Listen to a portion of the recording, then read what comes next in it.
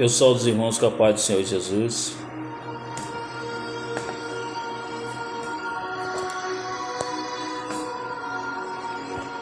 É com grande alegria que eu venho mais uma vez compartilhar convosco a palavra do Senhor. Um pouco do estudo na qual estou fazendo. Um estudo para a edificação das nossas vidas, das nossas almas. Vivemos em tempos trabalhosos, em tempos difíceis, onde a palavra está escassa. Hoje vemos homens trocando a verdade em Deus por filosofias vãs, por doutrinas humanas que não são preceito de Deus, mas sim preceito dos homens. Mas eu louvo a Deus que ainda tem grandes homens de Deus que ainda apregam a verdade do Senhor. Mas a gente pensando assim, no ápice da loucura do nosso pequeno pensamento, às vezes nos perguntamos: onde está Deus? Será que Deus não está vendo todas as coisas que estão acontecendo? Será que Deus não está vendo todas as situações que passamos? Onde Deus está quando a tragédia ataca? Tragédias, elas são indescritíveis. Não tem hora para chegar, não pede licença e interrompe os sonhos no início ou na melhor parte deles. Elas não têm a cortesia de esperar os sonhos terminarem.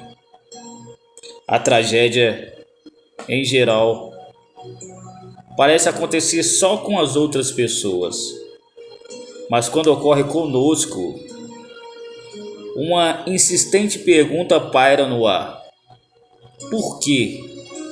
Por que aconteceu isso comigo?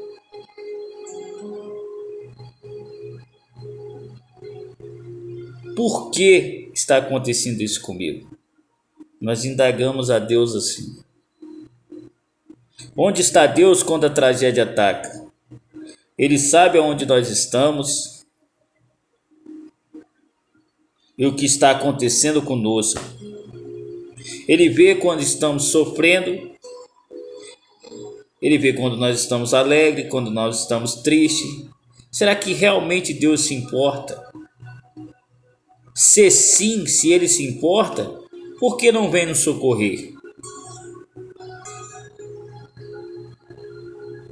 Jamais entenderemos os problemas, jamais compreenderemos os incêndios, as inundações, os terremotos e todas as desgraças que acontecem nas nossas vidas, enquanto não buscarmos desvendar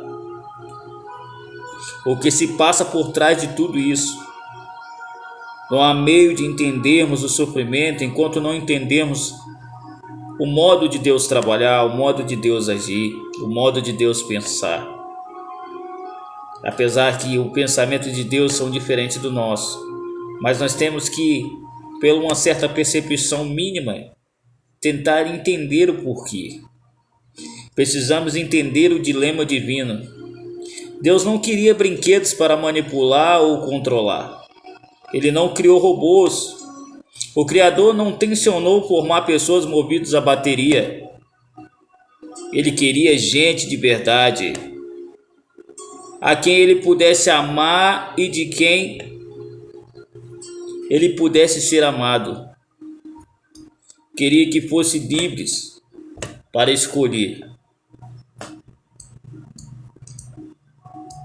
Vamos ler o que se encontra no livro de Josué, capítulo 24, versículo 15, que diz: porém, se vos parece mal aos vossos olhos servir ao Senhor, escolhei hoje a quem sirvais, se os deuses a quem serviram vossos pais, que estavam além do rio, ou os deuses dos amorreus, em cuja terra habitais, porém eu e minha casa serviremos ao Senhor. Essa foi a liberdade de escolha que Deus deu aos anjos e a todos os seres criados. E quando Deus fez isso, ele correu um tremendo risco. Alguém em algum lugar poderia escolher se rebelar. E foi exatamente o que aconteceu. O profeta Isaías escreveu a esse respeito. E assim diz a palavra do Senhor lá no livro de Isaías, capítulo 14, versículo 12 ao 14, que diz: Como caíste do céu, ó estrela da manhã, filho da alva, como foste lançado por terra, tu que debilitavas as nações. E tu dizias no teu coração: Eu subirei ao céu, acima das estrelas de Deus, exaltarei o meu trono, e no monte da congregação me assentarei da banda dos lados do norte. Subirei acima das mais altas nuvens, e serei semelhante ao Altíssimo. O anjo pirou. O anjo queria ser mais do que Deus. Lúcifer era o filho da alva, era o anjo mais elevado do céu, que ficava junto ao trono, mas ele ficou orgulhoso demais e quis ocupar o lugar de Deus. Aprendemos mais sobre esse assunto no livro do profeta Ezequiel. No livro de Ezequiel vai dizer: Tu eras querubim ungido para proteger, e te estabeleci no monte santo de Deus estavas. No meio das pedras afogueadas andavas. Perfeito eras nos teus caminhos, desde o dia em que foste criado, até que se achou iniquidade em ti. Elevou-se o teu coração por causa da sua formosura. Corrompeste a tua sabedoria por causa do teu resplendor. Por terra te lancei, diante dos reis te pus, para que olhem para ti,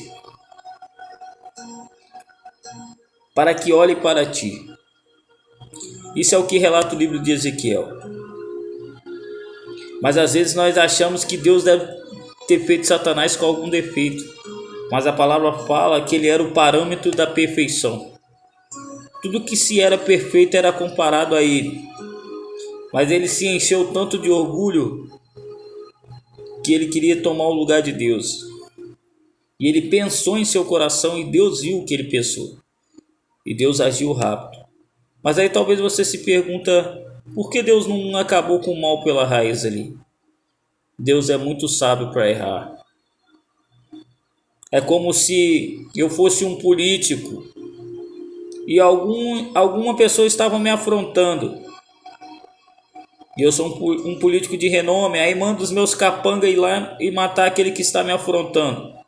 O que os meus eleitores iam pensar a respeito de mim? Ia pensar que eu tinha uma culpa ou estava devendo algo. Mas por que Deus não acabou com o mal? Por que Deus permitiu o mal se proliferar? Os anjos até então não sabiam o que era o mal. Então Deus teve que exceder e deixar o mal mostrar suas caras, para que eles viessem a compreender o que era o mal. Mas eu fico a imaginar que lindo anjo deve ter sido ele. Mas o coração dele se exaltou por causa da sua beleza. Ele corrompeu a sua sabedoria por causa do seu resplendor. As pessoas que dizem que Deus é o responsável pelo mal por ter criado Lúcifer, afirmam que Deus criou o diabo. Mas isso é realmente verdade? Não. O que a Bíblia nos revela é que ele era perfeito nos seus caminhos desde o dia em que foi criado. Portanto, Deus o criou perfeito, mas deu-lhe o poder e a liberdade de escolha da mesma maneira como faz conosco. Ele tinha o poder de escolha nas suas mãos. Nós temos o poder de escolher, e os anjos também. Os anjos servem a Deus porque eles querem. Os que não quiseram foram lançados aqui para baixo, junto com Satanás. Aí por aí você já vê porque essa terra está um caos, porque essa terra está as coisas acontecendo da maneira que estão. Nós estamos lutando com uma batalha espiritual onde o nosso inimigo é sábio. Abaixo da Trindade, ele era o ser mais sábio do céu. Então, só Deus para nos fortalecer contra esse inimigo. Ao exercer a sua liberdade de escolha, Lúcifer transformou-se num diabo. Diante disso, o que Deus faria? Observe o dilema divino. Deus poderia ter impedido a rebelião, deixado de criar pessoas. Ele poderia ter preenchido o universo com sóis, com galáxias e planetas, deixando-os desabitados. Deus, no entanto, preferiu criar as pessoas porque só elas podem amar. Depois da rebelião de Lúcifer, que pôs fim à harmonia perfeita do universo, ainda restaram várias opções. Deus poderia ter optado por forçar os seus súditos ou poderia descartá-los num passe de mágica, jogando-os fora como se faz com brinquedos quebrados.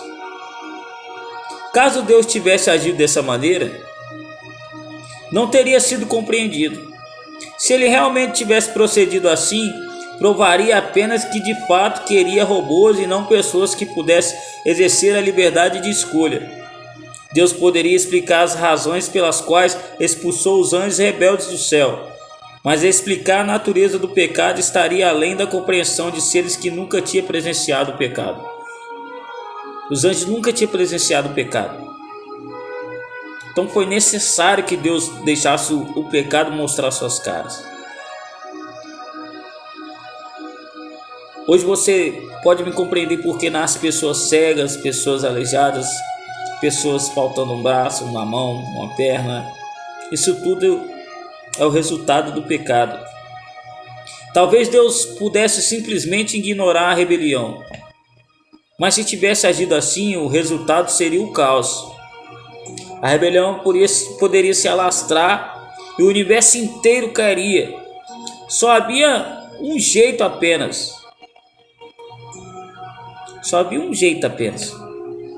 Uma maneira segura de lidar com a rebelião. Teria que ser permitido ao pecado demonstrar o seu caráter. É o que eu acabei de falar, mostrar a sua cara.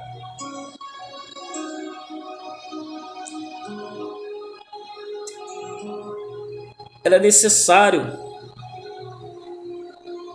E isso levaria tempo, muito tempo, implicaria em milhares de anos de sofrimento, guerras, catástrofes, ódio e violência. Aí por aí você já entende por que o mundo está dessa forma. Por aí você já entende por que o mundo está desse jeito. Guerras, rumores de guerras, catástrofes.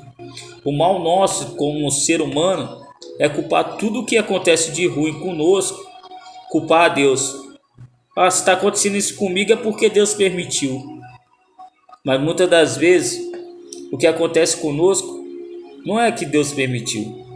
Muitas das vezes as nossas escolhas erradas nos faz caminhar por caminhos tortuosos, que acaba nos trazendo sofrimento.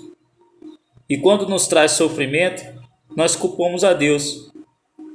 Nós caçamos os caminhos tortuosos e quando nós encontramos o mal, culpamos a Deus. Um exemplo que eu vou dar. Nós passamos a vida toda enchendo a nossa cara de bebida, enchendo a nossa cara de droga, enchendo a nossa cara de outras coisas mais. Aí aceitamos Jesus. Aí num determinado tempo de caminhada, nós adquirimos uma doença. Aí indagamos a Deus dessa seguinte maneira: Senhor, eu sou seu servo. Eu deixei o mundo para te servir, por que isso está acontecendo comigo? Mas nós esquecemos que é lei da semeadura. O que você planta, você colhe. Deus não tira as consequências. Deus te perdoa, mas as consequências ficam. Então você me enche a cara a vida toda na gordura, no açúcar, adquire o diabetes, um colesterol, e depois nós queremos culpar a Deus pelos nossos próprios atos. Por que nós não fechamos a boca? Por que nós não diminuímos o açúcar? Aí nós metemos o pé no acelerador do carro, batemos, morremos, fizemos uma ultrapassagem no lugar indevido, bate o carro, ele morreu porque Deus permitiu. Não, se ele não tivesse ultrapassado em um lugar errado, que não era para ele ultrapassar, ou estivesse correndo além da velocidade permitida da via, ele não tinha morrido. Outra lei, lei de gravidade. Eu subo em cima de um prédio, me espenduro lá, aí eu caio de lá. Aí ainda tem gente que vai ter a coragem de dizer que eu morri porque foi permissão de Deus, porque se não fosse permissão de Deus eu não tinha morrido. Mas eu não subi lá, eu não me espendurei lá, o que eu fui caçar lá? O mal nosso é isso. O mal nosso é atribuir os nossos acertos a nós mesmos, mas atribuir os erros, as catástrofes, tudo que acontece de ruim a Deus. E Satanás morre de rir disso, porque ele faz a coisa errada e Deus leva a culpa. Ele faz o caos e Deus leva a culpa.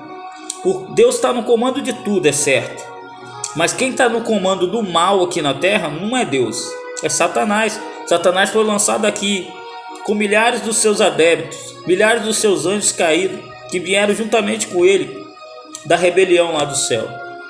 Então por isso que você vê a terra como está desse jeito. Talvez Deus pudesse simplesmente ignorar a rebelião, poderia sim, mas se tivesse agido assim, o resultado seria o caos tremendo. O pecado será destruído um dia. A segurança do universo exige isso, mas Deus não tomará essa decisão extrema se não tiver a aprovação de todos os seres inteligentes. Entretanto, a rebelião demandou uma ação imediata da parte de Deus, e o resultado foi uma guerra no céu, que está escrito lá em Apocalipse capítulo 12, versículos 7 e 9, que diz assim: e houve batalha no céu, Miguel e os seus anjos batalhava contra o dragão, e batalhava o dragão e seus anjos, mas não prevaleceram, e nem mais o seu lugar se achou nos céus. E foi precipitado o grande dragão e a antiga serpente, chamado Diabo e Satanás, que engana todo mundo. Ele foi precipitado na terra, e os seus anjos foram lançados com ele.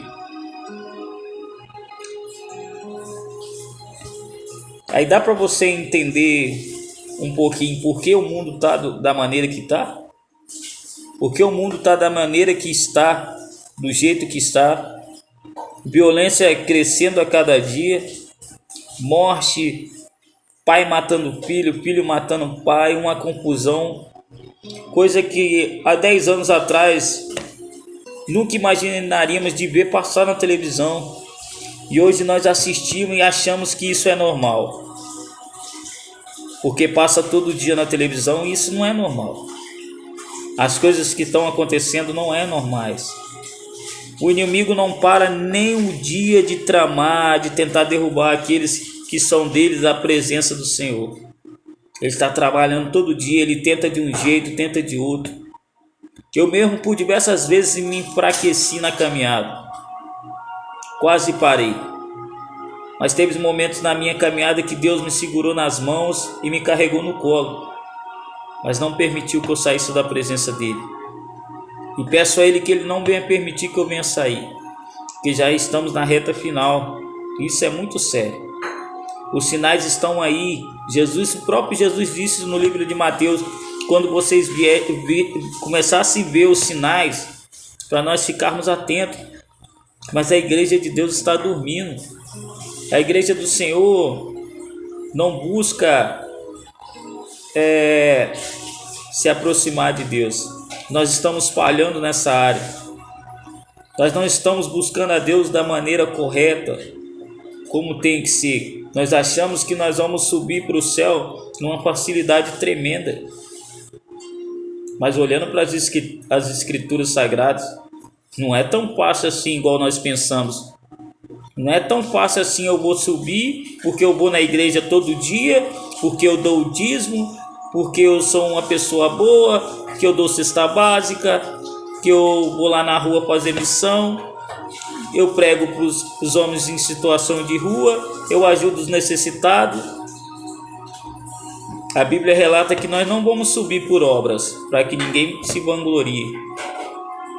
Tem muita gente, porque eles fazem alguma coisa na igreja, acha que vai para o céu também. A Bíblia não relata isso, que você vai ser salvo por causa disso. A Bíblia relata que nós vamos ser salvos mediante a nossa fé em Jesus Cristo, mediante nosso coração puro. Se a tua justiça não exceder a dos escribas e fariseus, jamais entrará no reino dos céus. Se não se tornares como uma criança, jamais entrará no reino dos céus. Você já viu uma criança? Você briga com ela aqui, daqui a pouco ela está ali no seu colo, porque ela não guarda mágoa, ela não guarda rancor. Uma criança tem um coração puro, coração que perdoa. É isso que Deus quer de nós. Coração puro, um coração que perdoa. Porque nós perdoando as pessoas, automaticamente Ele nos perdoa. Mas sabe o que vai deixar muita gente fora do céu? É porque já se fizeram como Satanás, são orgulhosos demais. Não aceita se dobrar e se curvar. Não aceita se arrepender. E essa palavra orgulho é a que vai levar muitas pessoas a perder a salvação. Guerra no céu. Miguel. Você pode concordar comigo ou não, mas esse nome Miguel é outro nome para Jesus Cristo. Se você for procurar na Bíblia, só tem 7 vezes essa palavra. E toda vez que essa palavra aparece, Jesus está em confronto pessoal com Satanás. Muita gente fala que Miguel é um arcanjo. Isso aí já vem da crença lá do catolicismo.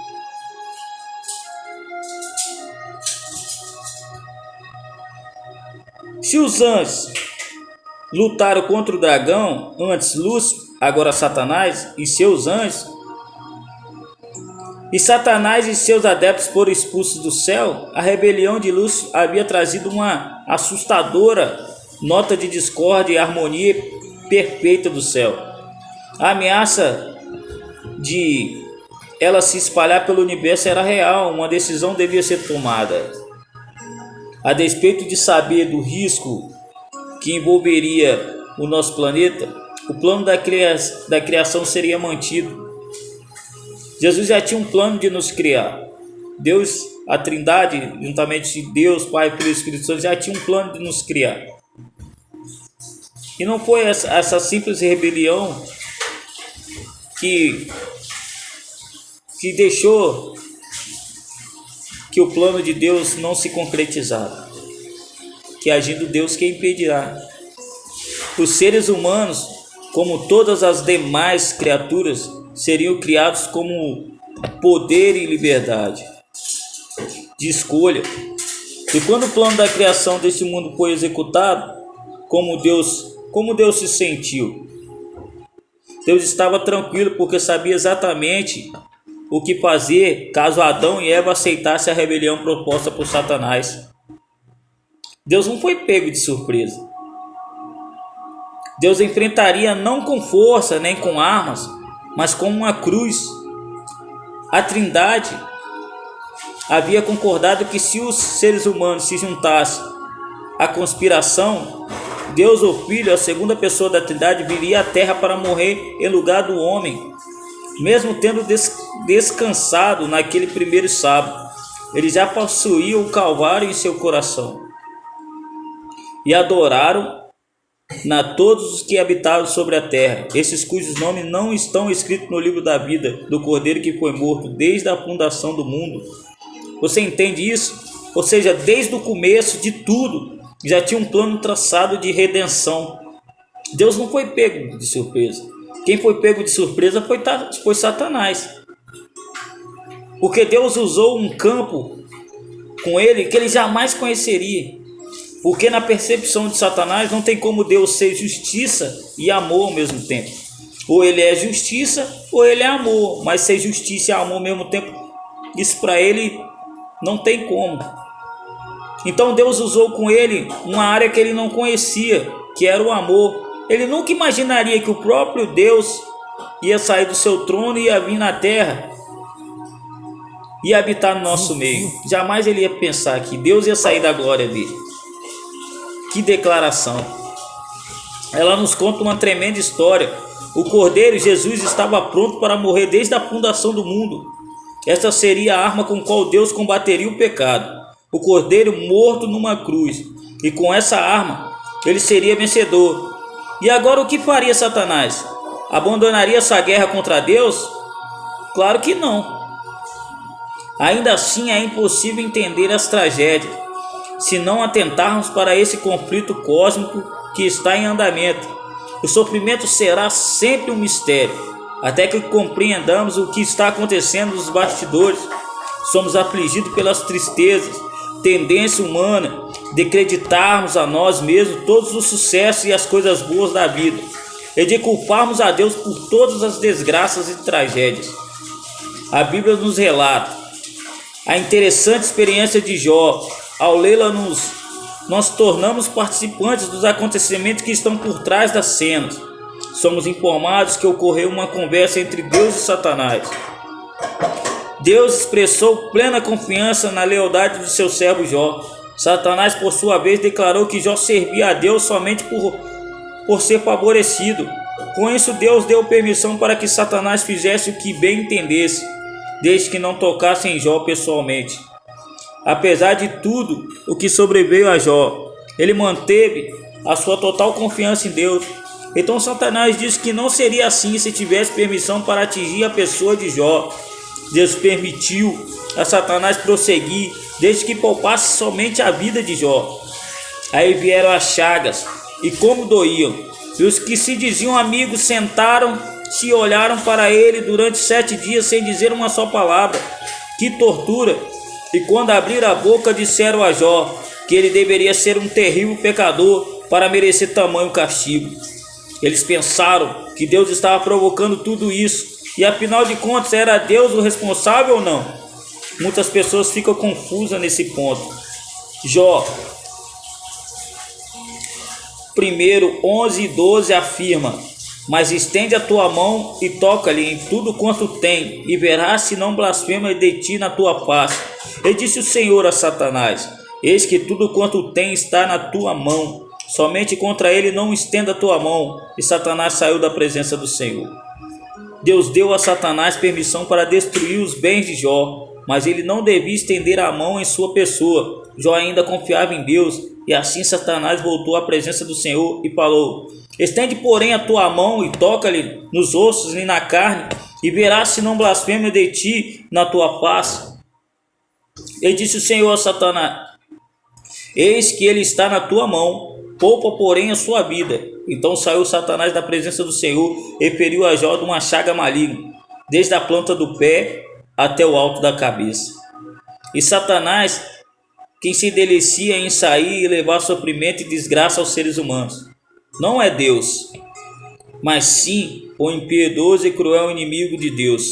A exemplo do que fez no passado, Jesus gostaria de andar pelos caminhos e vilas, pelos hospitais e clínicas, e não deixar nenhum doente.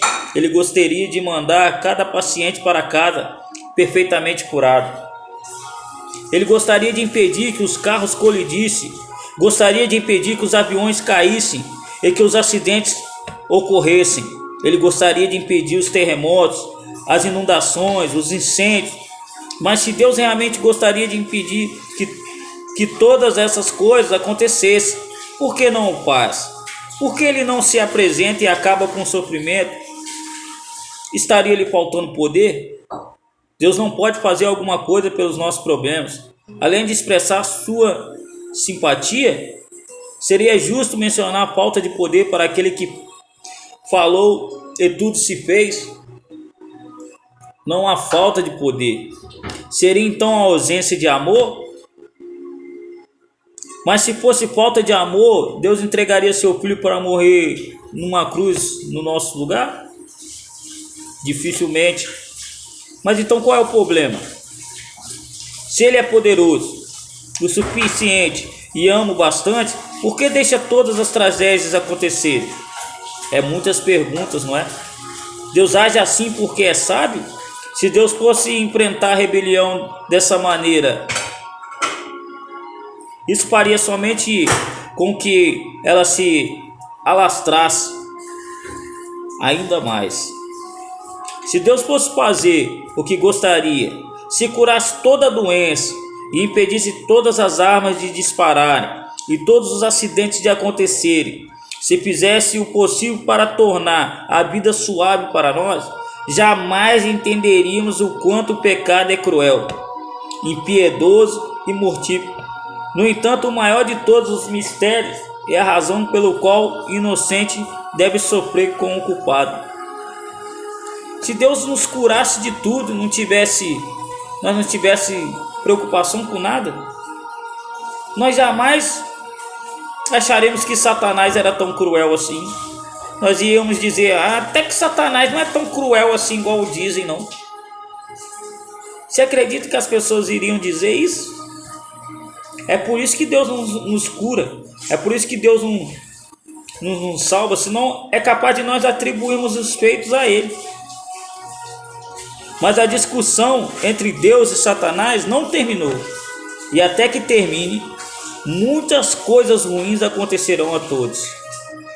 E se Deus protegesse e curasse seus filhos e respondesse a todas as orações como gostaria de fazer, deixando a tragédia cair somente sobre aqueles que rejeitam a sua graça, Satanás o acusaria de ser injusto.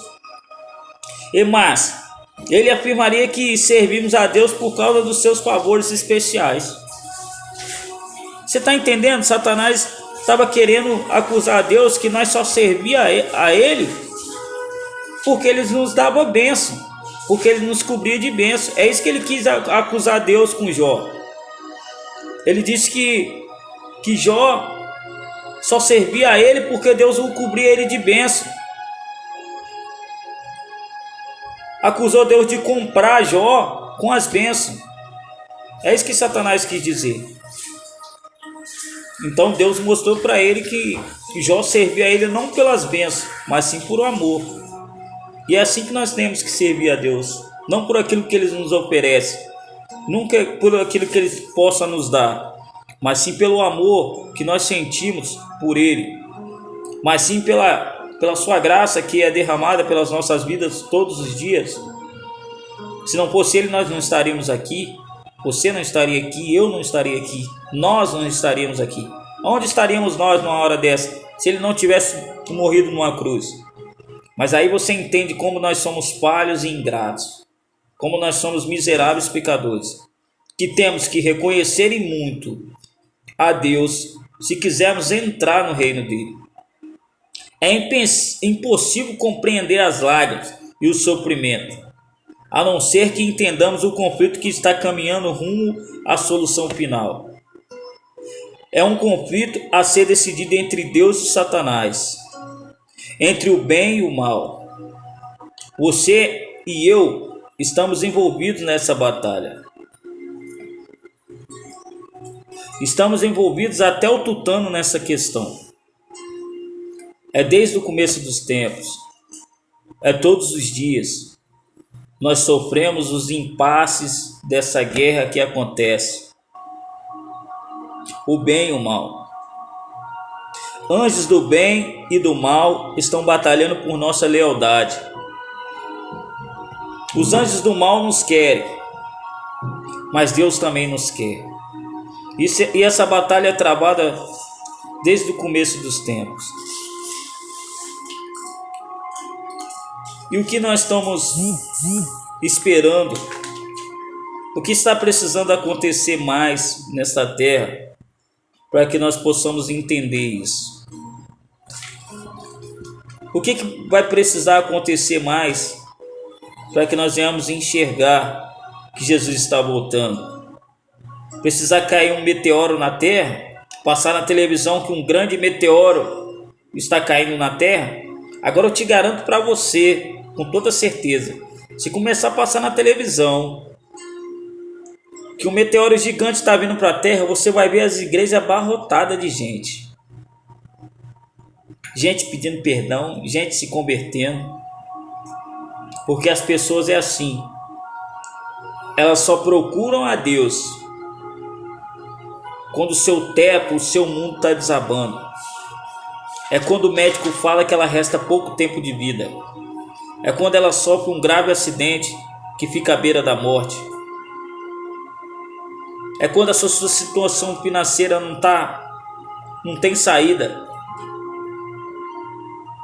Por que nós só procuramos a Deus quando estamos em sofrimento? Por que nós só procuramos a Deus quando estamos na prova? Por que não procuramos a Deus quando estamos na alegria, na bonança, quando estamos com saúde? A Bíblia relata para a gente lembrar de Deus quando nós estamos jovens. Mas por quê? Se os nossos olhos se abrissem para o mundo invisível, veríamos como essas batalhas são ferozes. Um dia muito em breve, Deus explicará os estranhos mistérios da vida e nós entenderemos e aprovaremos o modo como Ele conduziu todas as coisas. Hoje muitos de nós não entendemos, mas um dia nós entenderemos porque nós passamos por isso tudo. E uma coisa eu tenho para dizer para você que ouve aqui esse vídeo: corra atrás do teu prejuízo enquanto você pode. Não espere você descer a sepultura. O dia de salvação é hoje, não é amanhã, não é depois da manhã. Procure Jesus enquanto você pode achar. Assim, eu agradeço a Deus por mais essa oportunidade. E que Deus venha abençoar as vossas vidas. Em nome de Jesus.